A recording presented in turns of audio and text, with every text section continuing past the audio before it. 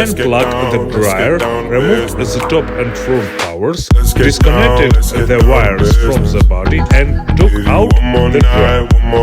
Having access to all moving parts of the dryer, I inspect all 4 rolls, the tensioner, the motor and the dryer. At first glance, I did not find any particularly worn out parts, but I decided to replace the belt tensioner